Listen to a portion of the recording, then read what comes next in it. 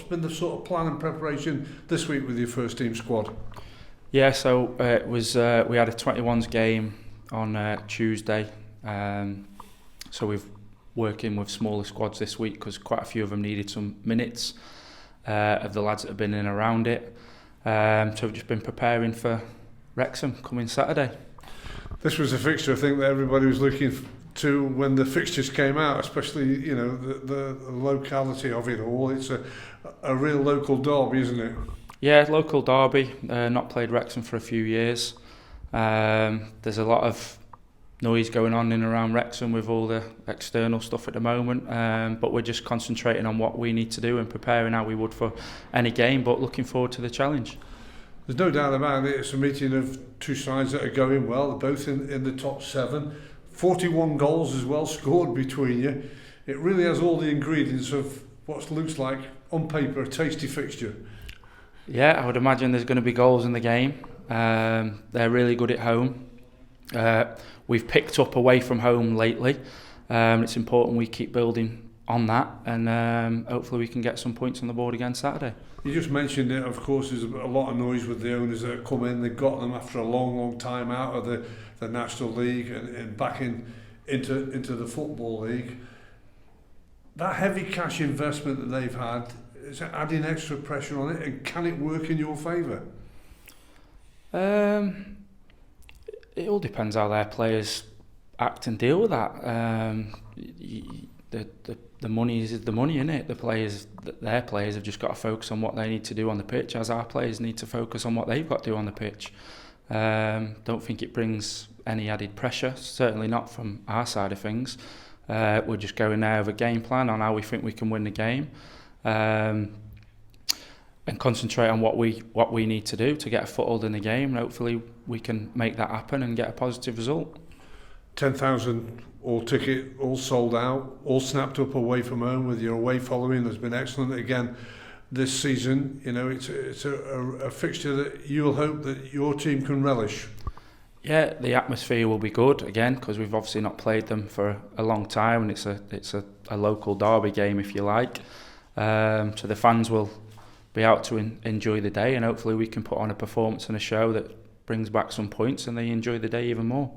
You'll have no concerns about the atmosphere because the players have played in that type of atmosphere before, but it is going to be an electric, isn't it? And you've got to try and silence their passionate Welsh fans.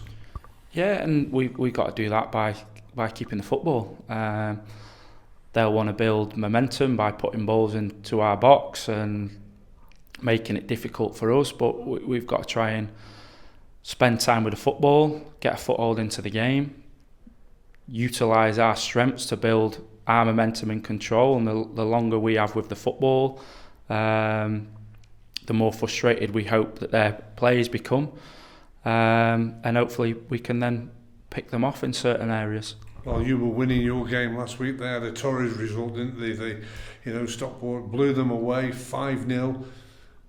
Is it a bit of a case of you've got to be ready for facing the wounded animals, they used to say? Yeah, you never know how it's going to turn out. They'll be wanting to get a reaction from their players, but again, we can't look too much into that. It's what we're going to do, and we've got to obviously come up with a game plan that's going to influence ourselves. Not worry too much about them. Yes, we've obviously got to highlight their strengths. They're good going forward, but also recognise where we might be able to exploit weaknesses in their team, and go with our game plan to try and get a foothold in it.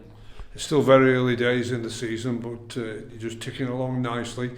It comes that 10-game mark, the benchmark that usually fans look at first of all in the season of where you are and how things are progressing. Is that something that you're judging your side's results on after 10 games now?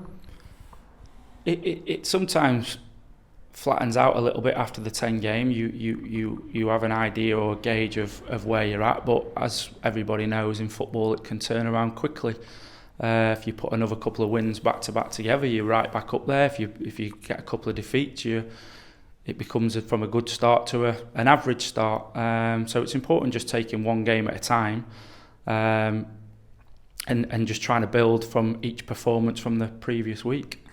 a lot has happened in the last 12 months to get to where we are at this 10-game mark, but you must be satisfied with your progress you're making. You know, you've turned the squad completely around. It's mainly all your own players, plus your own academy players who've progressed as well up to regular first team spots.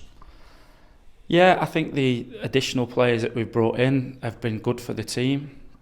But I also think the young boys that have come through are a year further down the line in their development, and they're starting to flourish a little bit more, the likes of Tabs and Connor, Zach Williams, etc.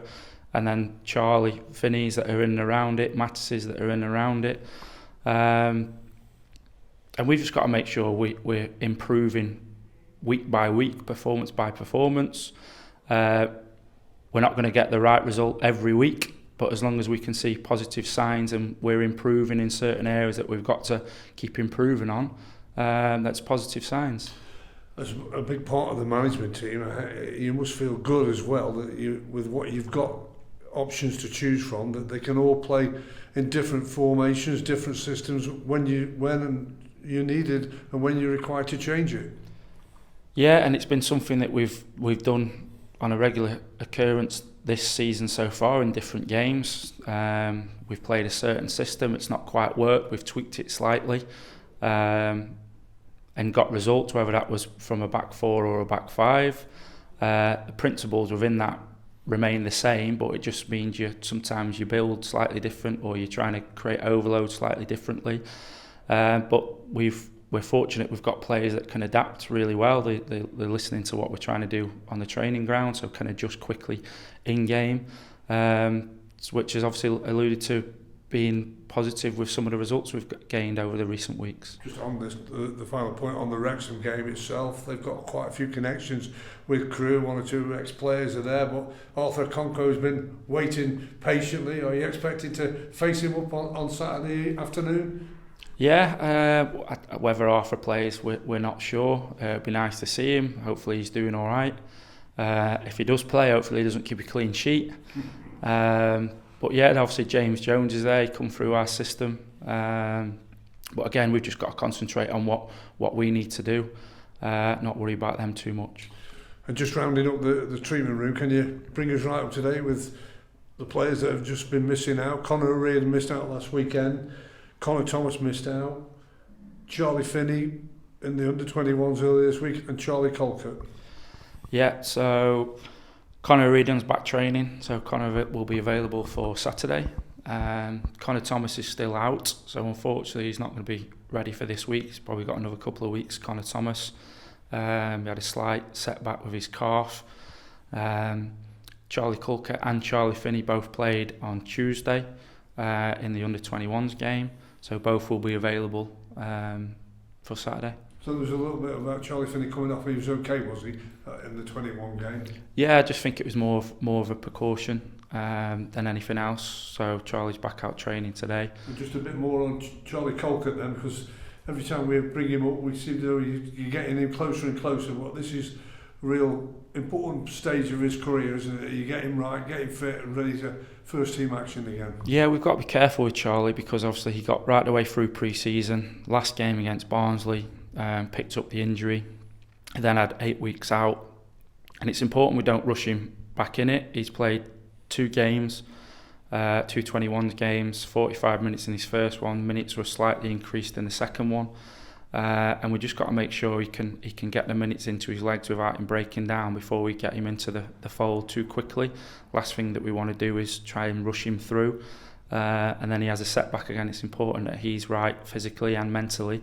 So when he is back in the team, or when he's back called upon, he's ready to go.